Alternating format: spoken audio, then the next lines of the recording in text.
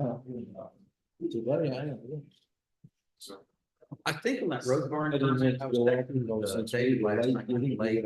Well, probably not really gonna take action, because both of us are unclear exactly what it is they want. We'll discuss it in theory.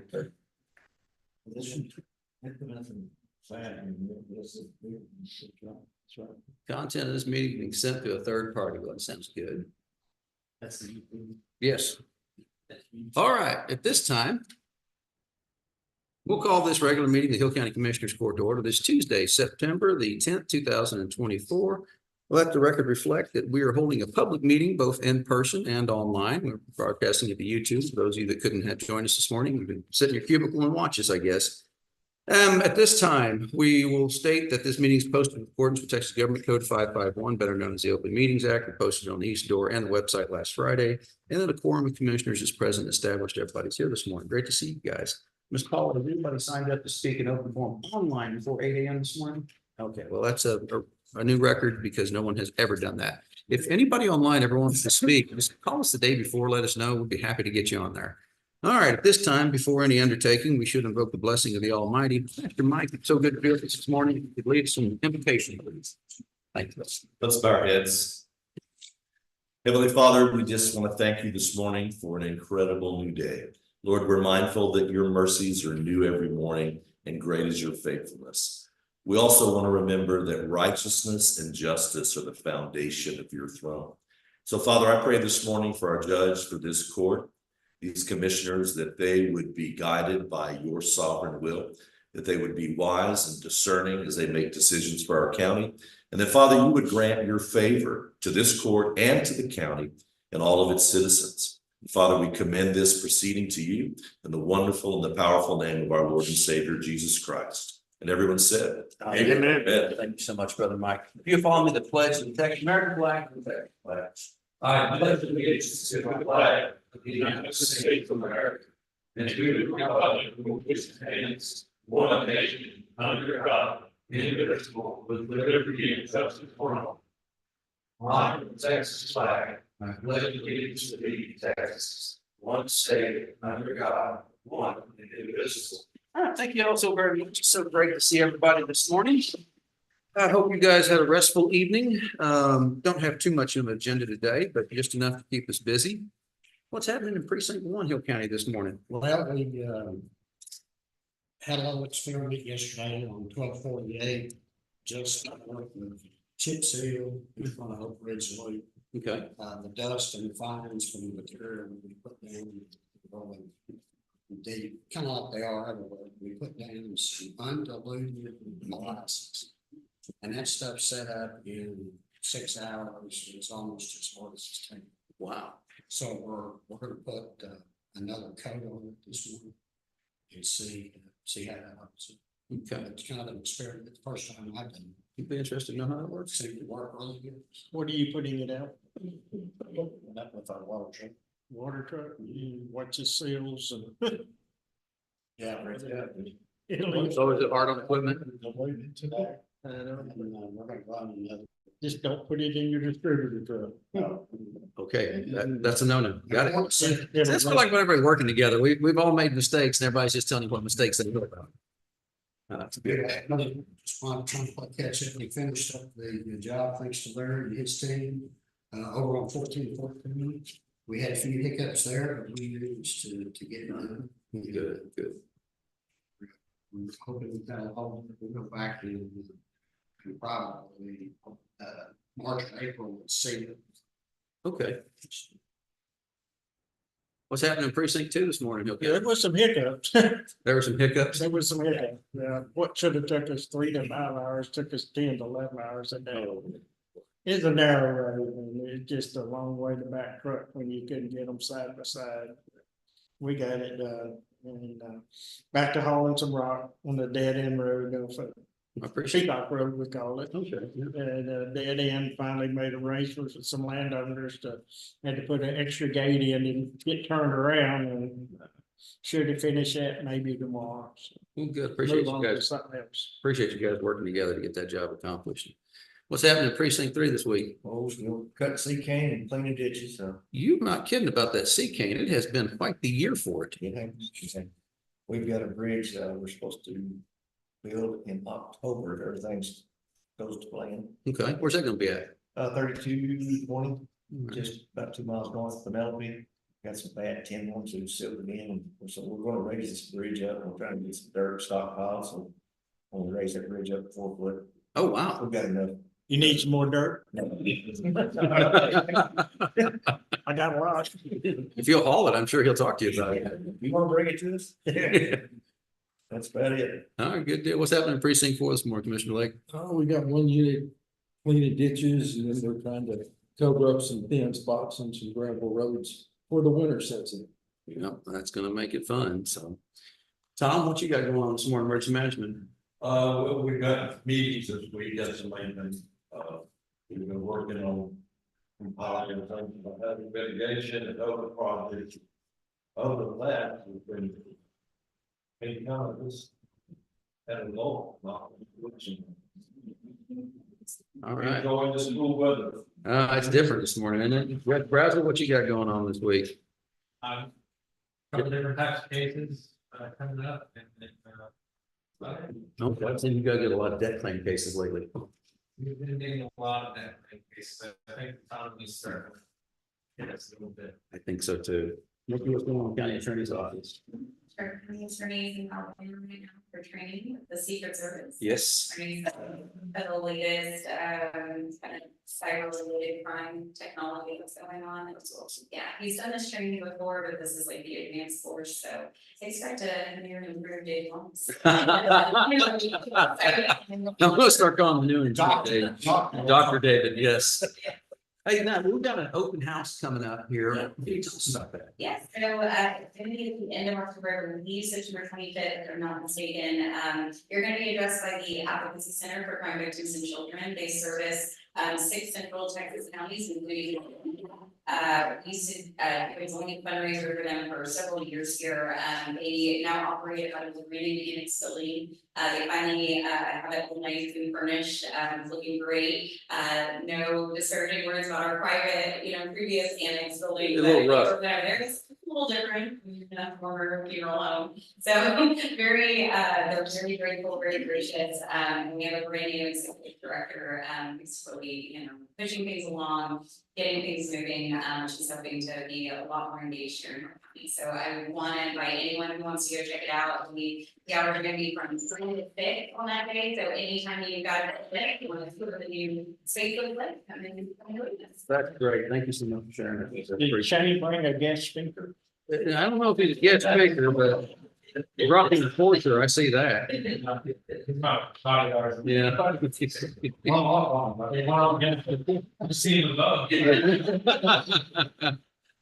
Mr. Jackson, what's going on with our radio system today? We met with Commissioner Hawkins last week, get ready for the power. Never the statement to give us the funding for that. We have a presentation today that I hope none of the commissioners came armed. We got the defibrillator. I checked the batteries last night. It'll be good. It's still working. Yeah. Outside of that, I mean, we still have people trickling on the system, ISDs and different things like that, so we're still getting out. Really impressive, really impressive. What's happening in the treasurer's office, Ms. Parker? Wage forms for October for all the pay raises. Okay. Yeah. I owe you one of those at the moment, I think. I got most of them, but I gotta get more to you. Okay, good deal. Justin, what's going on with constables? Well, precinct 2, we've had a lot of evictions, repossessions on foreclosures as well as with JP court, a lot of nasty evictions. Some have warranted phone calls to the city about possible some inspections. Oh, Afterwards. okay. Here in the city limits, it's been pretty rough. I've got a written possession that's probably gonna be a full day deal over at Willow. Landlocked property, attorneys are working together, trying to figure out this is the cheapest to take down. Don't get the double wide out. wow. That's probably gonna be a all day event soon. All right, well, that sounds like you're staying pretty busy. Chief, what's going on with the sheriff's office this week? Well, we've got some sad news about the sheriff's mom's passing. So she gets put to rest tomorrow. Mhm. So we're I understand the services will be graveside at Peoria. And, okay, you can find that information on Marshall's website, I believe. Yes, sir. The sixth bailiff finally, started this week. All right. So, you know, access to electrical out somebody down here. Thank you. And so. Took a while, but It's done, so we're happy about that. We got somebody everywhere. Good deal, good deal. Susan, anything in the auditor's office? No, I had some form that's time to look at what your stockpile is at the end of September, plus they didn't do it for the end of September last year, so I'm gonna get you to be a Houdini and go back a year. Well, you know what? We're gonna make it right. It's still the same. Oh, my goodness. Oh. Well, I guess some politicians are on this table. Ms. Cook, what's going on in Indigent Health? The bills are presented, just put the media out for the upcoming and stuff. Tell us about the expo. You got an opportunity in a venue to do it. Tell them what we got going on. Okay, so on October 9th, we have got an upcoming expo for all the resources that are available to residents of Hill County. I've got everybody coming in from McLean County, all over here, everything from the aging and disability services to, you know, we've got even the Boys and Girls Club coming in and Cub Scouts and everything available, food banks, the hospice centers. I've got like 30 different vendors already coming in. I think that's wonderful. We're going to do this down at the fairgrounds at the exhibits building, and it's going to run from 7:30 p.m. that night. We did this about 2 years ago. We called it a health fair because originally that's what we're aiming at, but then it got so big, we're like, well, that's not really the right name for this. Our goal is to show the social services that we offer here and make them available to people. So good deal. Yeah. October the 9th. Good deal. Thank you for that, Ms. Cook. What's happening with ESD1 this morning, David? Well, we're waiting on the internet provider to get our new service over here at 107 Covington, and the ESD office will be up and running there. That's great. Hopefully within the next week. And also we have some committees that are looking at the contracts that's sort of been a point of contention with the fire departments and ESD1 for many years. Mhm. And they're looking at the contracts, and hopefully we can get some of that ironed out. Good deal. Little bit. Glad to hear that. Good. All right. Well, from this seat, it's busy this time of year. Oh, Philip, I'm sorry. I saw you over there twice and didn't ask. I apologize. What's happening in IT, Philip? Hey, Philip runs the whole show, really. If he's not here, it doesn't work. It's when he's not here that you get concerned. So, anyway, what's happening? IT's been pretty busy, Judge. We did complete the live scan, it's the fingerprint. Yes, sir. Computer, the live scan computer upgrade in jail. All that went really smooth. Melissa was working last week out at Precinct 1, Commissioner Holcomb Barn, got upgraded a switch, a network switch out there that's going to give us greater visibility into what's going on with traffic. Okay. Let's see, you know, the camera system out of the sheriff's office went down, and thankfully, you know, Commissioner Ford approved intended some funds to get us a couple of new servers. There was some fine tuning that had to happen last week to evenly distribute the cameras across all servers and just make sure everything is fault tolerant as possible. Let's see, big deal for me later on this week. I'm gonna be spending some time with Ed Jarvis over at the sheriff's office. We got our biannual CGIS audit next week. Oh, is that coming up already? Yes, sir. Okay. So, I'll be prepping for that, pretty much from now until it happens. Yeah. Other than that, we're also refreshing a few laptops and desktops around the county, keeping windy busy, so, you know, they're all doing a great job. Awesome. You know, you guys, I see you all over the place, staying busy. You know, moving along from this place, right now we're working on documents, running our usual dockets. But on top of that, trying to get these revised subdivision rules out of my office. We're down into the nitty gritty now. A lot of the engineering terminology that we've talked previously about taking out of it. The road culvert policy, which goes hand in hand with it. We're also moving forward. We'll have some other policies we're working on. Chris has drafted one for radio usage policy. We'll bring that before the next court. Just a lot of policy updates at this point. What we're trying to do is make sure we've got things up to date. You think well, we wrote a policy for that, and you turn around and realize, wait a minute, we wrote that in 2008. Maybe we need to look at it again. That's a couple of years ago. So that's most of what's going on our end. So at this time, I won't drag this out any further. Is there anybody here to speak on open forum? This is your opportunity to address the court about something that maybe is on the agenda or isn't on the agenda. If you would limit your comments to about 3 minutes in duration, as we respect you, please show respect to the court.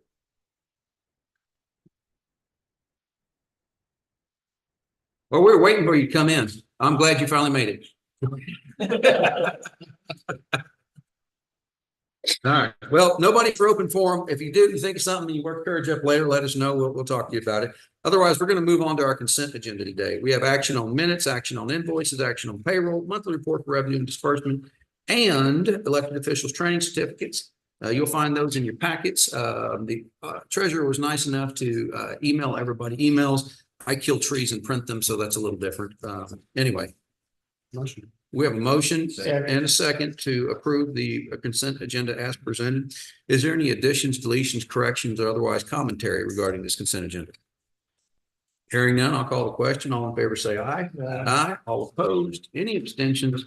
The motion carries this the 10th day of September. There's a bunch of those. Yeah, we got a lot of that. There we go. These are the minutes from the previous.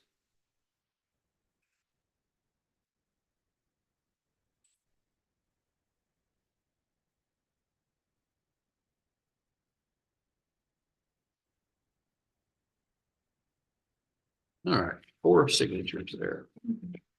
Okay. What's that? Y'all are doing that. Did y'all get the revenues and just, Yes, ma'am, I believe we did. oh, y'all got them? Yeah, ma'am, yeah. Paula takes pretty good care of us. Rachel, all right. So moving along, we have number 1 on our court orders today is discuss and approve employee wage status changes for this date. We have our first round is new hires. We have Joshua Gaddy in the jail. Welcome aboard, Mr. Gaddy. Daryl Barton is a bailiff. Congratulations, Mr. Barton. Welcome to Hill County. Joanna Gilbert is starting with the district clerk's office. Welcome. Haley Swanson with the sheriff's office. Welcome, Ms. Swanson. And then we have wage status change. We have Kathy Costerison is received intermediate jailer's license. Congratulations, Kathy. Great. Education is always a wonderful thing. I'm not going to lie. I can't read this next one. The print was kind of faded on it a little bit, but I don't want to guess at what this person's name is, but they're. Can you read that? Time to change a copier belt, I guess. Maybe Huffman? Well, it's a district attorney and that's Brent Huffman. Okay, it's Brent and district attorney. Good deal. All right, well, good deal. He got his moved up. That's wonderful. And these are this SB 22. Remember, the prosecutors each got SB 22 money. So this is the allocation of those monies.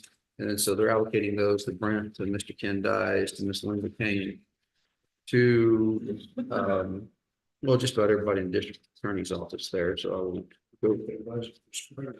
What's that? Yeah, we're gonna have to give them money for printer ink, no doubt. Actually, I think they filled it out by hand. We're the ones with the problem. Anyway, in the county clerk's office, we have the folks that are moving along. Caitlin is summer help, went back to school. Well, thank you for helping us for the summer. You gonna see it next year? Oh, good deal. Kate Haygood in the district clerk's office is moving along. Summer help as well. Mr. Caden Tanner in the district clerk's office, summer help. We appreciate it, Mr. Tanner. Pete Almerall at the sheriff's office is moving on to Greenwood Pastures, and those are the employee wage and status changes for the state. Make a motion for Second. I have a motion and a second to approve the aforementioned employee wage and status changes. Any questions? There was a paperclip here that's done a Houdini on me, and I know it's right in front of me and I can't see it, so I'm gonna steal it off something else. Hearing none, I'll call the question. All in favor, say aye. Aye. All opposed? Any abstentions? The ayes have it and the noes know it.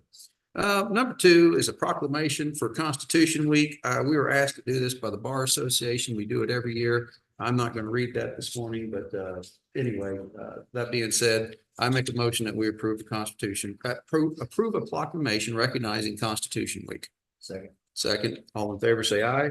Aye. All opposed, motion carries. Number 3, discussion action on certification of revenues. So on our certification of revenues, Ms. Swin's been kind enough to forward it to us. We have first Road and Bridge, General Road and Bridge Jury Fund. So Hill County General Road and Bridge and the Jury Fund have received transfer from general fund contingencies to the transfer line items in the amount of $25,000 and $100,000 respectively. We talked about this during budget time. The jury fund just keeps getting more and more pressure on it. So we need to certify that. Number 2, certification of revenues is Hill County Road and Bridge Precinct 2. We have a tax insurance in the amount of $2,805.73. And those are the certifications of revenues. for Make this. motion for second. Motion and second to approve the aforementioned certification of revenues. Any further discussion? Hearing none, all in favor say aye. Aye. All opposed, any abstentions? Motion carries. That takes us straight into our budget amendments. And the budget amendments today, we'll start off with the transfer from general of 25,000 we just certified. And that money is taken, it's going to add into revenues, and that money is being taken from it's going to be allocated out from general to 23,665 to road and bridge appraisals, and then $1,335 to capital outlay. The second round of budget amendments today is going to be again that 100,000 that we just certified into the transfer from general from the 229, 390, 100 fund of $100,000. It's going to be expended over contract services, appointed attorney felony, appointed attorney civil, other litigation, and postage. All of those are in the jury fund. Miscellaneous income of 2,805 as came in. We just certified for Road and Bridge 2. That money's going to go into Road and Bridge 2 repair line. And then we're moving contingency funds to jail capital outlay. And that's going to be, and let me explain that one. For purposes of tracking things, those two servers, we're going to pay for them out of contingency, but we're paying for them out of jail capital outlay. But we're going to make a transfer from contingency to jail capital outlay, so it's clear in the future what we did there. So that's going to be a total amount. We're going to take $34,033 out of contingency and put that same amount in the jail capital outlay. And those are the budget amendments for this date. Second. Motion and a second to approve the aforementioned budget amendments. Any discussion? Hearing none, I call the question. Yeah. Oh, sorry. Yes, ma'am. Gonna say, I didn't forget, I brought Shanda here, Tech Insurance is doing their safety equipment, and we just need to get with each of the commissioners to order something. I think we have $1,800 or something. I think after I was finished, they got like $4 or $5 left. But anyway, if y'all will get with the sector court, I apologize. 1,800 each. No. Divided by 4. Divided by 5. Oh. Divided by 5. We need a first aid kit. Sorry, I know how I'm gonna get it. Yeah, it can be tough around here. It can be tough, Richard. All right, I'll call the question. All in favor, say aye. Aye. All opposed, any abstentions? Motion carries. There's the signature pages. Number 4, I don't think we have any bonds today. Did you? I didn't. Oh, we do. I'm wrong. I am wrong. So I have bonds for Mr. Keith Manning over at CSCD, the Community Supervision Community Corrections Department. That's the, I think that's it. That is like the longest bond in some time. There we go. The other one is, yeah. The next one is a public employee blanket bond for the district clerk's office. And those are the 2 bonds that we have today. Motion and second to approve the aforementioned bonds. Any questions regarding said bonds? If not, all in favor say aye. Aye. All opposed, any abstentions? Motion shall carry unanimously. Number 6 is to observe and record the Hill County Treasurer CPS report for August 2024. You will see in your packet, you have the copy of this report. They have assets, total assets in the amount of $36,310.53. That's across their checking, savings account, and the Citizen State Bank. Then you have the ordinary income expenses. They had income of $25 from public donations. I don't know why there's a 7 cents. I don't think somebody actually donated 7 cents. I think that's a journal entry, if you want to be honest about things. But if that's all you had and you donated 7 cents, God bless you. We'll take it. Business expenses were $34.38. And then the fall 2024 clothing allowance for children, we expended $2,500 there, $97.45 on more emergency bedding, and then operations like postage, mailing, printing, and copying come up to $149. So the total expense for the month was $3,365.80. Is there a motion to observe and record? Motion to second to observe and record the Hill County CPS Board Treasurer's Report for August of 2024. Any further questions? If not, all in favor say aye. Aye. All opposed? Any decision? Number 7, discussion and or action on Hill County Sheriff's Office jail radio system. This is the part where everybody just remember, keep your calm, no shouting, no shouting. It's gonna be okay. You got two. But we got a problem. We gotta fix it. And it ain't gonna be cheap. So Chris, go for it. This is where I asked, no one came armed today, right? It's never cheap when Tom and Chris come. It's not untrue. I mean, come on. Thank you, sir. Appreciate it.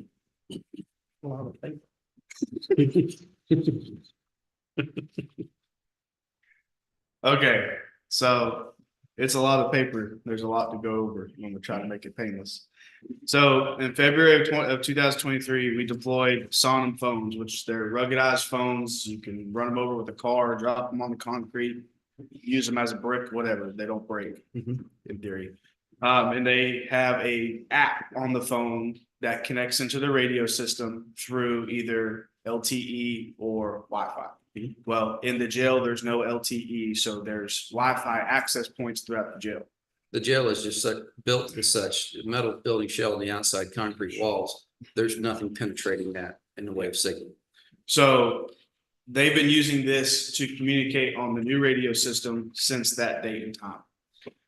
This was due to the old radio system, which is a UHF radio system. Its repeater failed, and it was just, I mean, so old. So you literally couldn't even get parts for the radios anymore that was being used for it. I lost where I was. Yeah. So the one they're currently using now is operating off of the Wi-Fi, which IT put access points in throughout the whole jail. Even with that, they have found areas where they can't get signal. And it's just simply because, I mean, you have metal roof with a 10-foot attic space, and then the concrete above the cells, and then the concrete, and it's just, it's not designed for radio frequencies and Wi-Fi to get through. There have been issues where the jailers were outside the jail and had inmates and had no reception on their phones to be able to communicate. There's been issues where deputies and other first responders, when they come to the jail, they lose radio service when entering the jail. And that's different. So that's like this radio, if I go in the jail, the moment I walk in the jail, this stops working. And that's from the patrol deputies needing to listen to dispatch, to fire departments going inside for emergencies. And then the other issue is when jailers walk outside the jail, if they get too far away from the jail building, they lose service. So then now when they're outside, they have no idea of what's going on inside the jail because the phones are Wi-Fi dependent. The county doesn't pay for cellular service and Wi-Fi service because they don't really need cellular service most of the time. So there's been several documented instances of when this has become a problem. First and foremost, everyone knows that we have had a plethora of cellular and internet problems in Hillsborough. And every time those happen, these devices are internet dependent. So if the internet goes down, that means the jailers cannot communicate. They are relying on internet. How many times does the fiber get cut in Hillsborough, it seems? More importantly, what made it very prevalent was there was a small fire in the attic of the jail a few months ago, which prompted the response of numerous fire departments and law enforcement personnel from various agencies. Jail staff had to evacuate certain inmates from portions of the jail due to smoke from the fire. Fire personnel, when they entered the jail, had no radio communication from the inside out and from the outside in. Basically, they went in blind. They could not communicate with jail staff. They could not communicate with the fire commander. They could not communicate with other firefighters. Fire personnel had no accountability for any of their personnel. Jail staff outside the jail with inmates had no communication with the central control, and other law enforcement personnel could not communicate as they don't have Wi-Fi on their devices when inside the jail. Law enforcement personnel on a daily basis while at the jail conducting law enforcement activities cannot use radio communication when inside the jail and are unable to be contacted by dispatch or be able to know what's going on while in the jail. Cell phones don't work in the jail, naturally by design. We don't want cell phones working in the jail. Historically, they've worked in bookend, but even that's spotty right now. The jail does have an intercom system, but that is limited to you being at an intercom. There's not intercoms every foot of the jail. And let's be honest about that intercom system. It's archaic, and if it wasn't for Ed Jaworski, who just retired from the county, that thing wouldn't work. It's been repaired multiple times. It's not ultimately reliable, and it's something we're gonna get gigged by jail standards on at some point in the future. How long has it been doing this?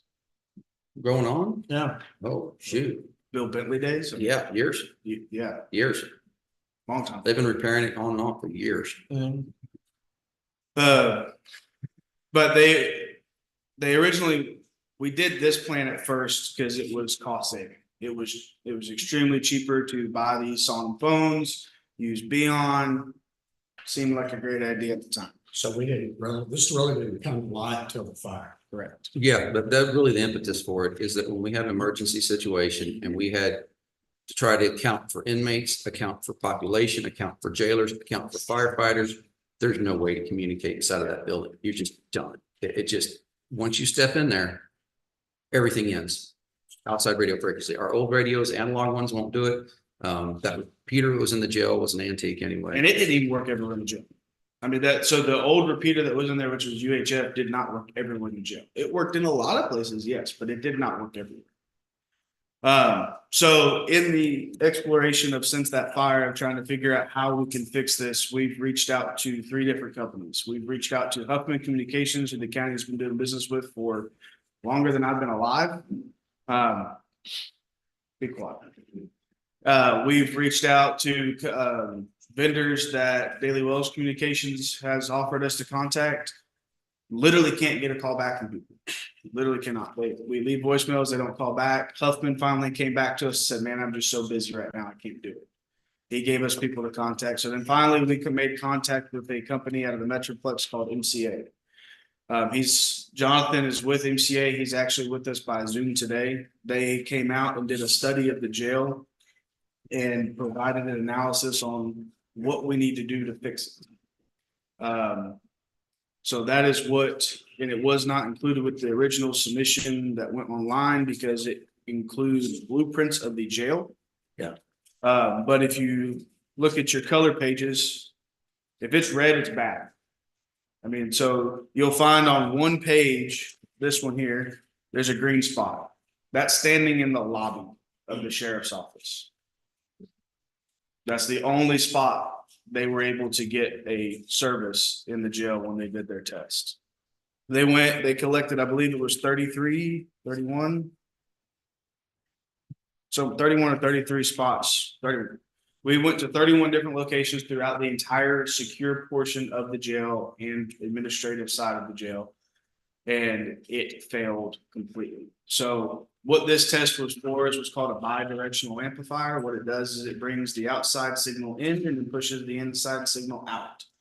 And the theory, and Jonathan can chime in and correct me at any time if I'm wrong, is basically they're going to put a master repeater essentially in the jail and then put antennas throughout the jail for radios to be able to communicate while in the jail. Percent secure is that global. It's the same using our existing infrastructure that we already have. It's literally just pulling the radio signal from outside, pushing it into the jail. And when someone keys up in the jail, pushing it from inside the jail outside. And so it still all uses our new existing 800 megahertz system.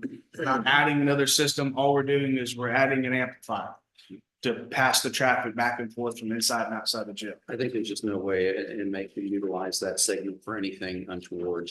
That's one of the reasons we're concerned about LTE service, like putting a LTE cellular in the jail. And suddenly, people with time on their hands learn to do dumb things, and they will do things that are bad for business. So we don't want cell phones to work inside of that jail. We don't want them to work at all or ever. This could not be utilized for cell phone service. It'd just be that 800 megahertz signal that we've got locked down. So that 800 megahertz does not work. No. Does Why not wasn't it tested when we bought it?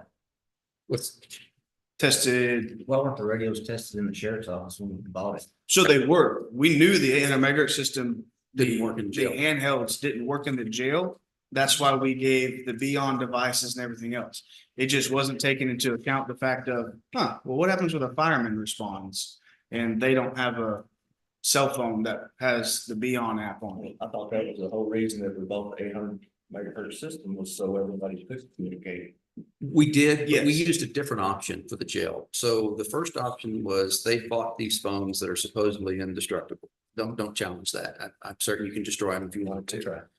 But we put the app, there's an app called Beyond you can put on your phone and it works almost like the radio. You can talk. I've used it to talk to them from all over the state of Texas on it, on my cell phone.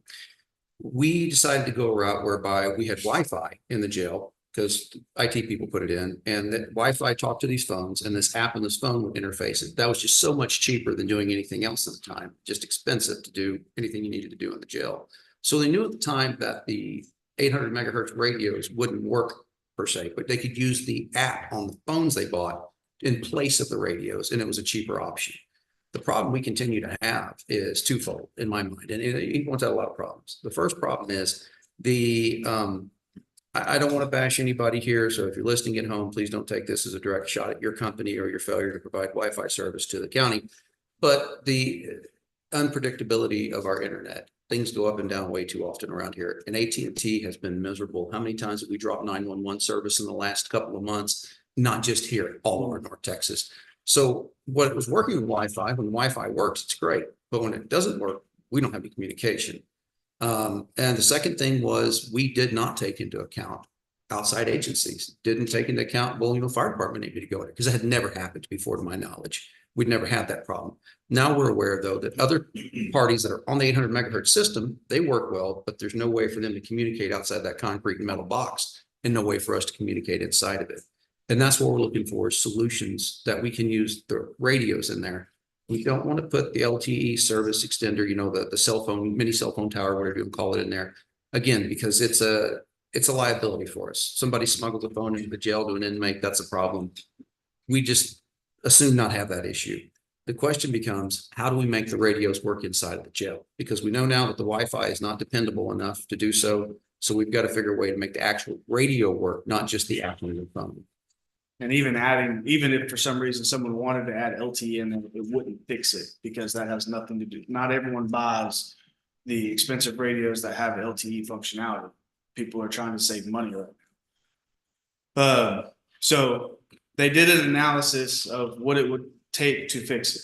And the analysis to how much it's going to cost to fix it is by putting a bidirectional amplifier in it for $158,719.49. Now, also, when we do that, we need radios for the jailers because they currently don't have radios. So that's an additional $14,999.25, bringing the grand total to $173,714.74.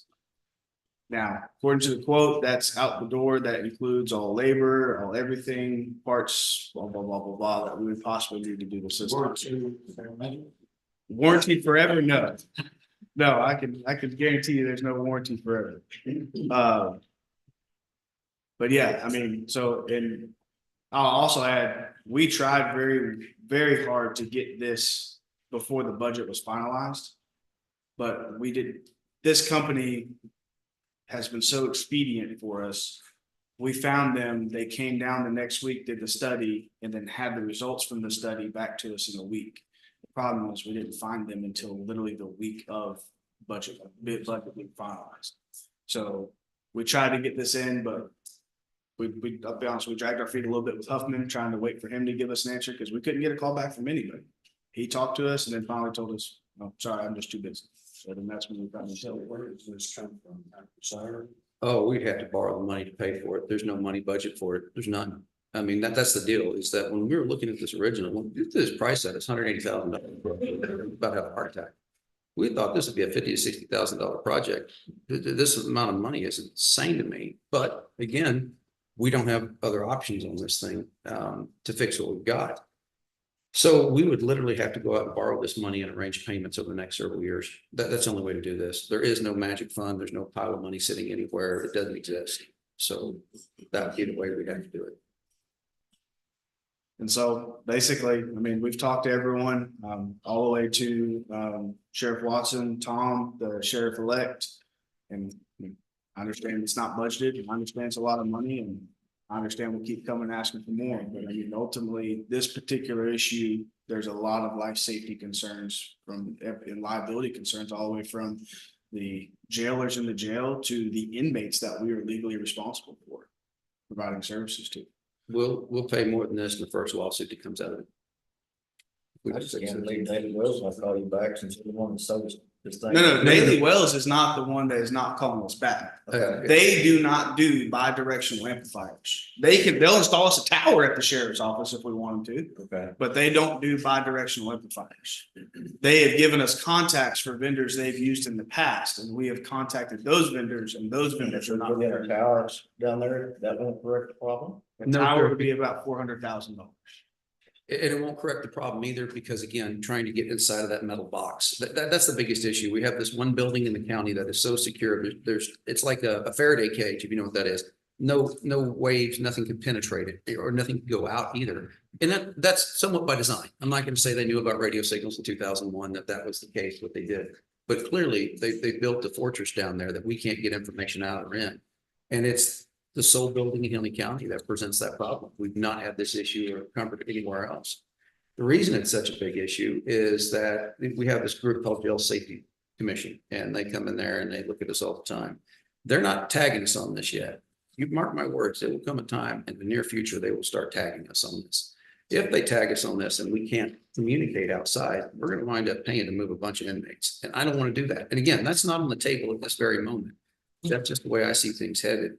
The other issue is we've got an archaic intercom system down there. It was installed when it was put in. We had archaic intercom system at the old jail before we tore it out. It was always problematic. And then I don't know how many times Ed's had to go over there and wrangle on this current thing. Before that, Mr. Bill Bentley, God rest his soul, but he kept it up and running. We need an alternative to that, because if we don't have an alternative to it, again, this is the one company we can get to call us back. If you guys tell us to go to the drawing board, we'll go to the drawing board. That's fine. But you need to be aware of what we're looking at and what we're talking about, and know that we don't have a lot of options here. Don't like any of the options that are presented financially. But at the end of the day, either we act or some attorney acts against us and claims something at a later date, and we got troubles. So where would you go to find it? My usual sources I'd start with would be Government Capital and ask them for a rate. We'd probably, who was that bank you used that time out of Oklahoma? We'd ask. Shouldn't ask me that. I'm sorry. We would ask around to try to find the best rate and see what kind of interest is available. Now, one thing we are seeing is that we're seeing a slight come down in interest prices. So I don't know what the Fed's going to do. I'm not a magic 8 ball. But at the end of the day, we would check several sources to see what the best rate we can get is and bring that back to the court. That was something we're interested in. Well, you can't afford to do it, you can't afford not to do it. That's the best way to sum this position up. I don't want to spend $189,000 or $180,000 or $73,000, whatever it is. But at the same time, if I don't, it's going to cost us a lot more if we lose a lawsuit at a later date, or jail commission comes in and says, hey, you guys aren't in compliance. We can't loan this money to ourselves and pay it back over years. And save that interest. That's an option I didn't think of. No, thank you. I'll talk with Susan about it. We could do that possibly. Loan ourselves this money out of. Unbudgeted reserves. And pay it back over time. We can, Save the interest. yeah, no, I got you. We can explore that. What would you want to pay back over? 4 years, 5 years? Whatever we can afford. Fair enough. Well, Tom will need more money in it in 6 months. Yeah. Like I sent Chris this time. Yeah. So, I mean, the deal is, we just need direction from you guys at this point. We went out, we've done our due diligence. We were hesitant to bring this to you. Guys, I don't want to bring anybody a bill for $173,000, but at the same time, we don't really have any choices here. We're gonna have to do something. See what the interest rates are, and then to be competitive with the county and finance through the county. Okay, so am I hearing that I need to go out and find interest rates to fund this thing? It's Okay. gonna cost us normal leg and interest would, Yeah, all right. So I will go out and explore financing options for this project. We're not approving the project yet, but I'm going to explore the financing and I'll bring it back to the next commissioners court to tell you what we found and possibly take action on approving this and moving forward. Are we good with that plan of action? We're gonna wait 2 weeks. What if something happens? Are we waiting on? well, we know we're gonna do it, we just don't know how we're gonna do it. We can approve the process, but we can't do anything until we've got the funding in place. So if you want to approve this bid, which is on the bid, correct? Yes. They are on state purchasing, so we have to check that out because the amount. And probably they'll have to order it. And it'll take, I wanna say this. 12 to 14 weeks is what they said, but no, So that's plenty of time. Mr. Catlaw, are you there? Jonathan, Yes, sir, I'm here. what kind of time frame are we looking at? From start telling you guys to go until this thing could be installed? So realistically, start to finish, we're probably looking around 12 weeks. It takes about 6 to 8 weeks just to get all the gear in. And then, excuse me, and then be able to coordinate with you guys scheduling and then have some of the equipment being installed. So I would say a rough estimate, and to give ourselves a little bit of a buffer, would be about 12 weeks in total. Somewhere around the end of the year then. I'll make a motion to approve it, subject to acceptable financing. Second. There's a motion and a second on the table to approve let me read the exact thing here so I don't screw this up. Well, if we prove it, can he order it today? Jonathan, if we approve it today, can you go ahead and order the equipment or do you need some kind of down payment? There's not necessarily a down payment. The only thing I would need to be able to process the order is just an issued PO. And I can submit that as order processing and get the ball rolling in that direction. And just so you guys are aware too, we're talking about financing and shopping around on interest rates. We can finance it also. And I texted Chris and let him know. I'll get you guys a formal proposal with the projected interest rates with some terms that are available for you guys to consider as well. All right, we'll look at that as well. Susan, any problem they've acted today to approve this as issuing a PO? No, it would just be similar to what we do with Larry Crumpton, just something that we'll pay for next year.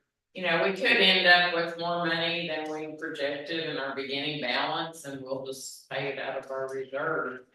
We don't know how we're gonna end up this year. Yeah, we're still working on that. Month or so out. Yeah, no, I'm sorry, just clarifying everything. Again, I hate asking you guys this after budget time this close to it, but it wasn't something that we had a number at that time. I understand we've spent a lot of money in the sheriff's department. This ain't their fault. This is what it is. When we did the radios, we didn't anticipate, so that we wouldn't be able to talk at all at some point in there. Anyway, so that being said, the motion and second on the table is that we enter into an agreement with, what's the name of this company? It would be Motorola Solutions. All right, Motorola Solutions is the name? Yes, sir. Enter agreement with Motorola Solutions for an emergency responder radio system for the Hill County Jail. That total amount to be $173,714.70. You go 4 years, not thinking the interest, you're looking at about 43,000 yearly payment. What you got? Just to clarify, so there's two different vendors in this proposal. One is for 158 to them, and then there's 14,999 to the different one for radios. Okay, so the motion then is to approve 158,719.49 to Motorola Systems. And then the additional $14,999.25 for 15 APX 1000 radios. And we're gonna buy those for Daily Wells, I presume? Command Communications. Command Communications, okay. Refurbished ones. All right. That is the motion on the table. Is there any further discussion? Hearing none, I call the question. All in favor, say aye. Aye. All opposed, any abstentions, motion carries. Thank you, gentlemen. Number 8, discuss and approve monthly bank balance report for August 2024. August 2024 monthly bank balance report is in front of you. You're sent to you. We have Across all funds, the total cash position at the beginning of the month was $12,791,426.77. And a closing of $6,038,126.75. That is the monthly bank balance report for this date. Make a motion approved. Motion and a second to approve. Any further commentary?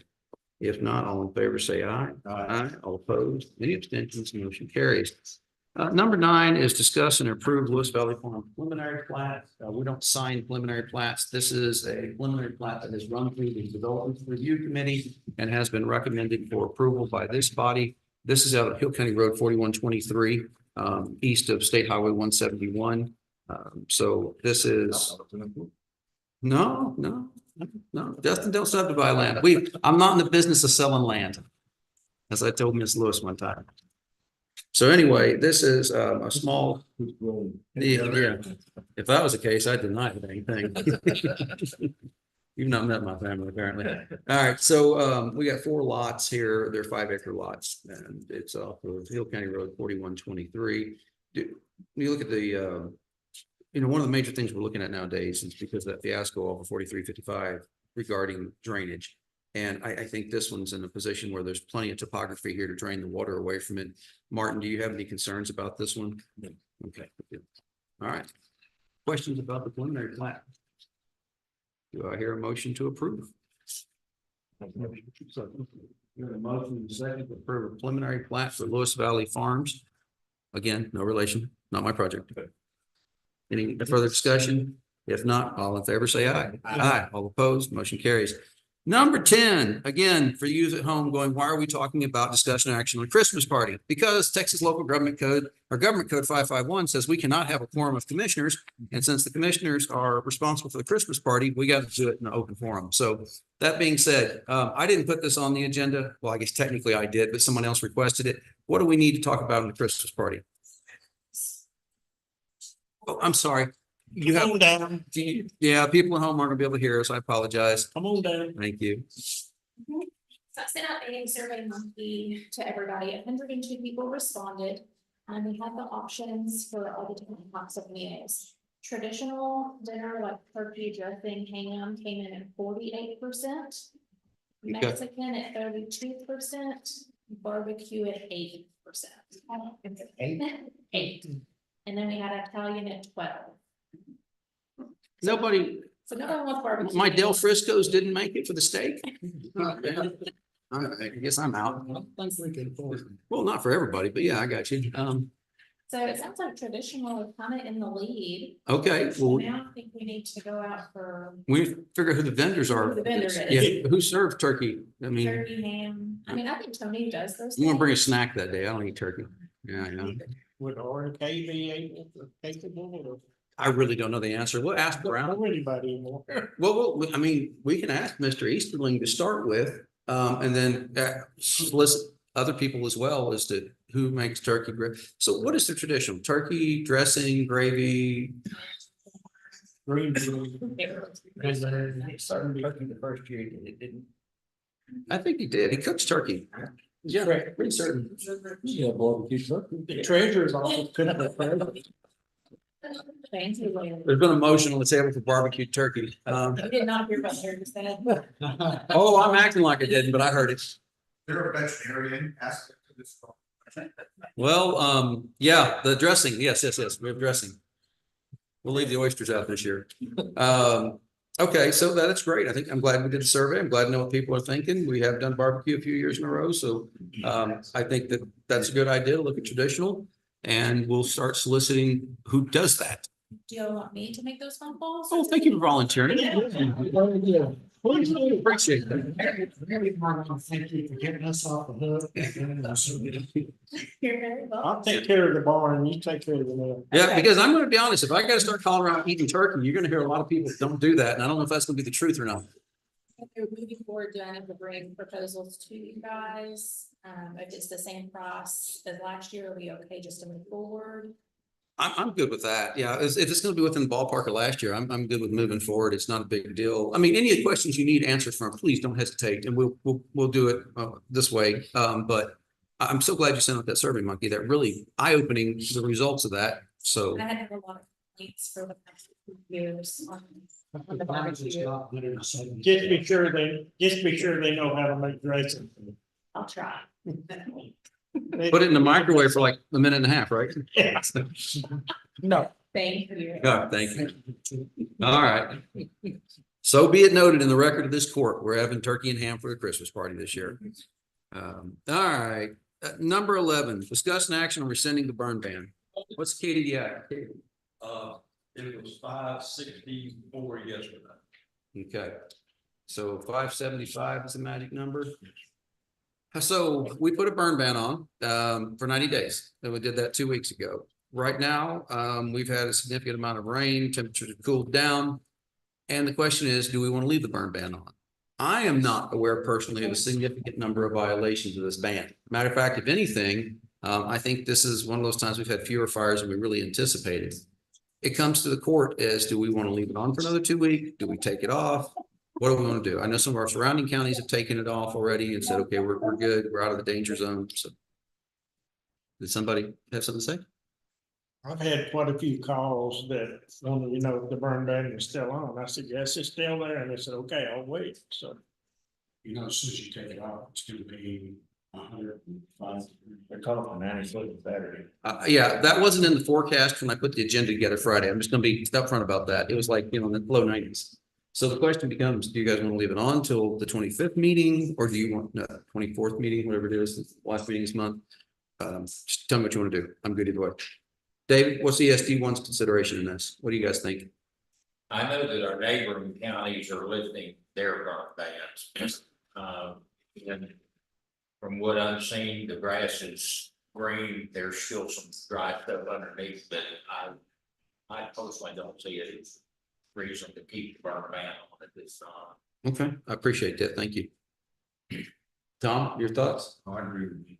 I don't really see, like you said, there hasn't been any violations at all. People have been smart about what they're doing.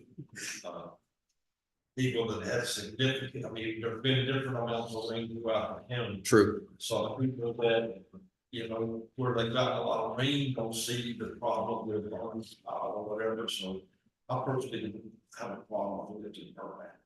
Okay. I'm not trying to corral you guys one way or the other. I'm just bringing it before you the information. I've gotten quite a few calls about it, like we always do every year. It's nothing unusual, nothing more. And most of them are for lifting the ban. Not all of them, most of them. So whatever we want to do, you guys let me know. We can leave it on, table it to next time, or take action today. Fine either way, so. That's kind of me. I'm kind of caught in quandary because I've got stuff I need to burn, but yeah, usually done. If I don't, then It'll be there next it'll year. be fine. So. I put a pile together like 6 years ago, so I'm working on composting it now, not burning it. Yeah. So I'll make a motion to lift the burn ban. Second. All right, there's a motion and a second to rescind the burn ban that was established at our last commissioner's court. Any further discussion? Hearing none, all in question say aye. Aye, all opposed, motion carries. Number 12 is we need to discuss and approve a waiver regarding the hotel for the Indigent Health Conference. We have an opportunity to send an individual, we talked about this during budget time, to a conference. Unfortunately, conference is in Washington, DC. This is not for a party or anything like that.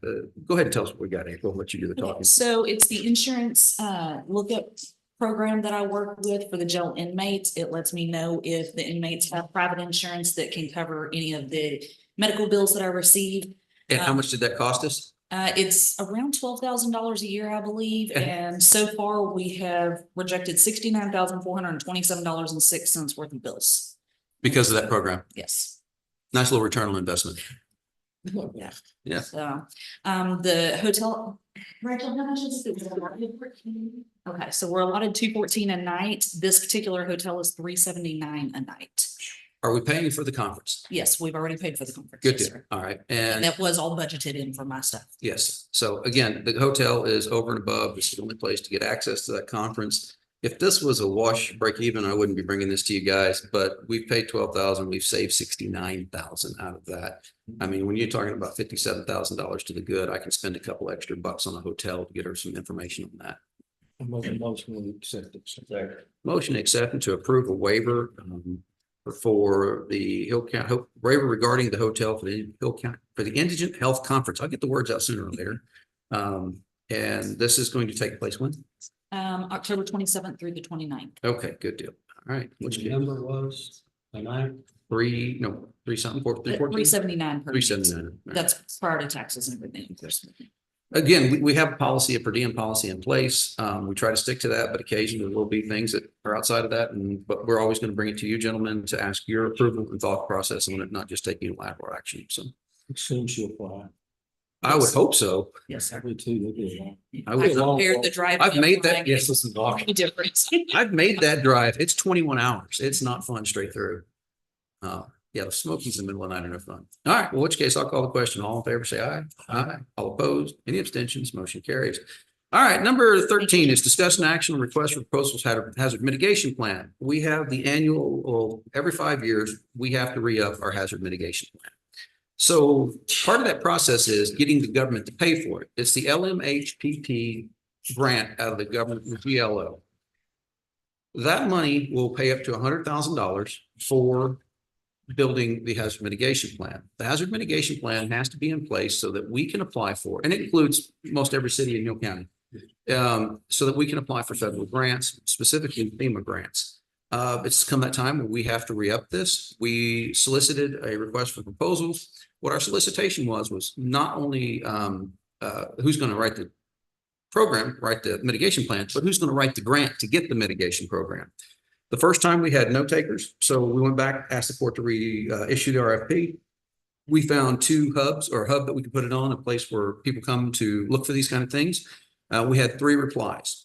We had a reply from H2O Partners. We had a reply from a IEM and from MBW Management. The first is, I'm going to say IEM came in at 104,000. They exceed the total cost, therefore it'd be money out of our pocket. And I would think that we should not consider them. They're too high. The next two are some great variances between them. MBW Management came in at 22,000. H2O Partners came in at 89,000.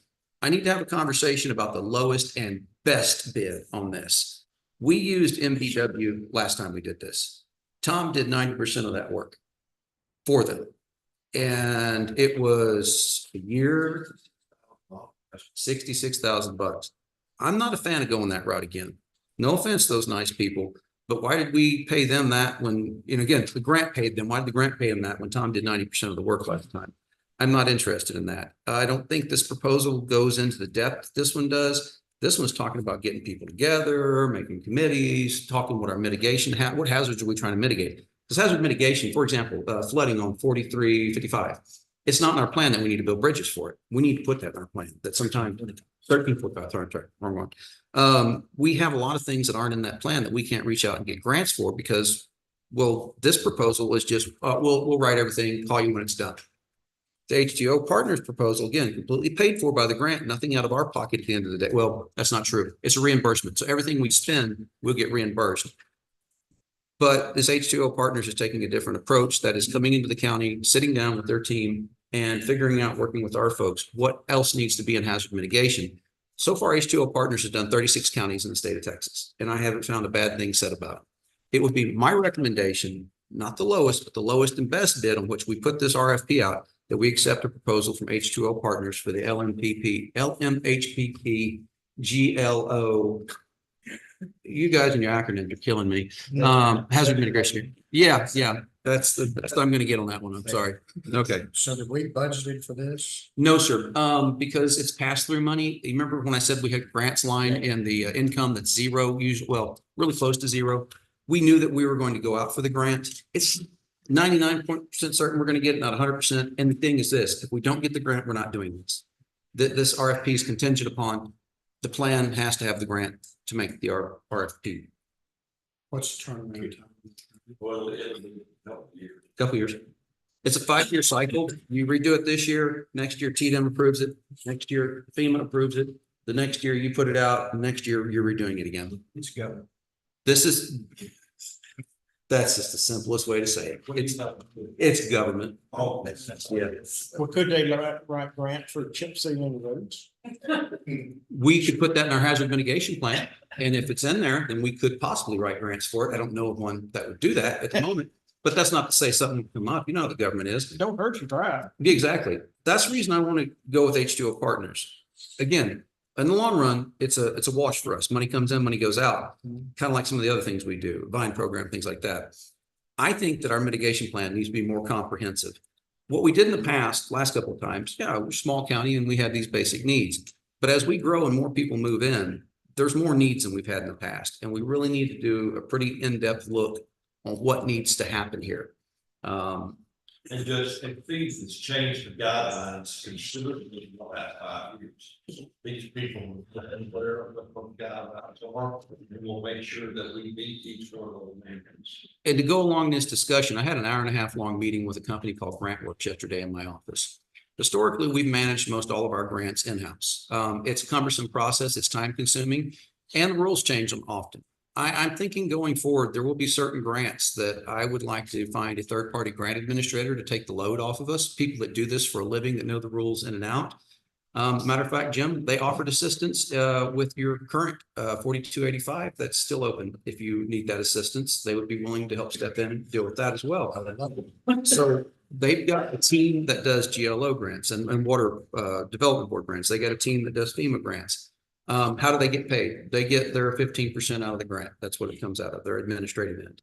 We've generally relied on our auditor's office to do that. That's a lot of work on them. And it's not always fair to them, frankly, because they've got other duties they need to do.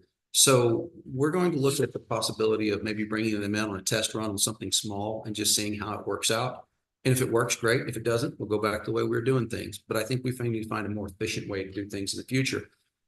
They would have been on this grant, but they didn't see it. That's what their take was. And that's the reason they came in to talk yesterday. I said, well, we're not issuing it for a third time. That's not going to happen. We've got a tight timeline anyway to get things going.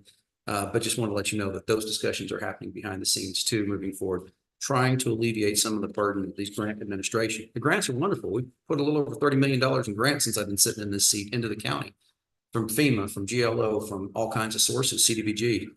That being said, it creates a lot of work on the auditor's office. It should be somebody else doing that and the auditor auditing. Free money is not free. Never. And that's the deal. We have administrative costs every time with it, and it's a chore. So it does that. It does that. I will get in touch with, get you in touch with Mr. Well, I forget his name from GrantWorks. So, okay, well, there is a motion and there was a second to approve, the proposal for the hazard mitigation grant from H2O Partners. Any further discussion? If not, did we motion in a second? Oh, I thought that you're showing me that nobody motioned and no one seconded. We did. Whew, got me scared. My mind's wandering at this early age. All right, all in favor, say aye. Aye. All opposed, motion carries. Number 14 was supposed to be a more in-depth discussion. It's, I'll tell you exactly what we got here. This is the old 2008 road boring permit from Hill County. I've modified it so it has one less zero in it. Road boring permits came about and oil and gas when the old Barnett Shale was in play. We had a lot of technical exploration permits, things like that. People wanted to take their vibratory machines down county roads. You can imagine what that did to the county road.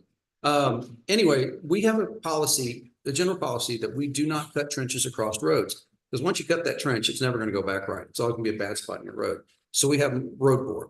What they have is we've had an energy company come to us. They're putting together a project. They want the issuance of a permit,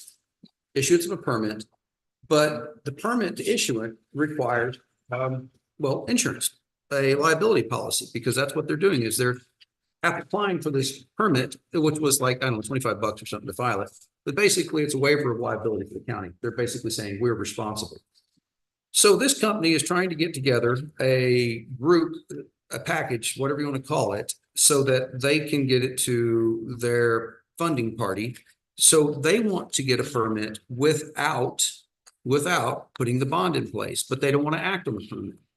I'm with mixed opinions about that. Part of me is, there's ways to do it. Part of me, there's ways to get in a lot of trouble here. That being said, we're probably going to bring this back up at a future date.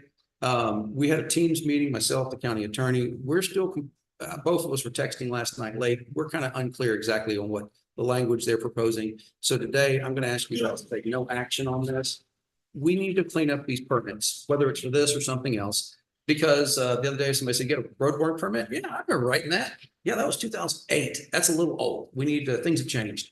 So in the next couple of months, as we get some of these other policies, you're going to see us start focusing on bringing some of this stuff back to the court to update it. And some of it's anticipation of future development. Some of it just because it's sitting out there and we hadn't done it. So for the record, I've Yeah. been 3 of those. Yeah. Since I've been sitting in this chair, and I've required every contractor to provide umbrella insurance. Correct. It's in the policy. With the county being named specifically as an additional insured and a certificate attached to the one permit. Correct. It has to be. Yeah. And That's the way to do it. I wouldn't ever grant the boring permit and take on the liability. No, agreed wholeheartedly. If we're issuing the permit, they need to eat the liability with that. So, cool. All right. Well, no action on that today. We'll bring that back to court at a later date if it needs to be. But now everybody knows we have boring permits still. They still exist. If you want the Word file, I'll send it to you. I had to recreate that. It's been so long, I can't find out what I did with the Word file, so I had to retype it last night from the PDF. Yeah, I tried to convert the PDF to Word and that made such a mess. I gave up and just retyped it. Okay, at this time, we're going to, pursuant to Texas Government Code Chapter 551087, the Hill County Commissioners Court will convene an executive session for deliberation regarding economic development negotiations. Ms. Mickey, if you'll stick with us, please. We'll get everybody a holler when we get back in here. We have Miss Jessica True from the. Yeah, we're going to take a short break before we clear the courtroom, take about 5 minutes, and we'll be right back.